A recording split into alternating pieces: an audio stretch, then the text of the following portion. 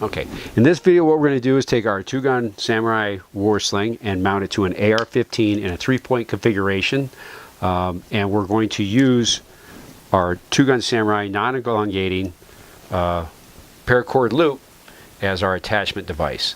You can see the way we form this is there's a stitch made to join the paracord in a loop, and then we clad it with the heat shrink. So we got it in two different colors. You can see where the knot's at, and then that forms the loop. Now when you go to tie this in a knot, if you leave it in the middle like this, it's going to get in the middle of your knot. It's going to make it difficult. So we always recommend moving it down to one end or the other to make the working a little bit easier. We've also removed the tri-glide from the sling, and then the mount that we're using to make this work is the RSA by Magpul. It's used in conjunction with their Paraclip mounting system. It also works with our product, so that's why we'll show it here. And then you also need a horizontal slot right here. If you don't have a horizontal slot but you got a QD, you can run a QD and you do the setup using the QD as well.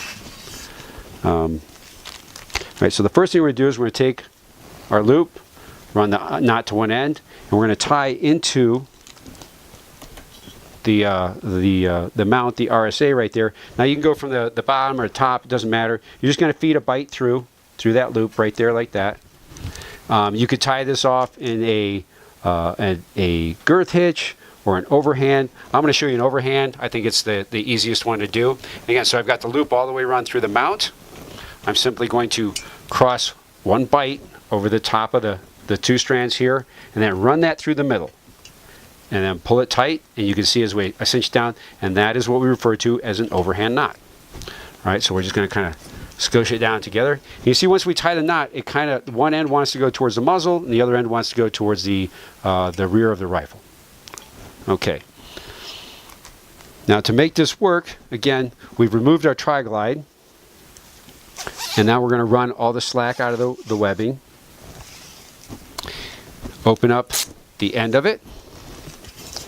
And again, what we're doing is we want the sling to lay down the rifle like this and then go through that slot.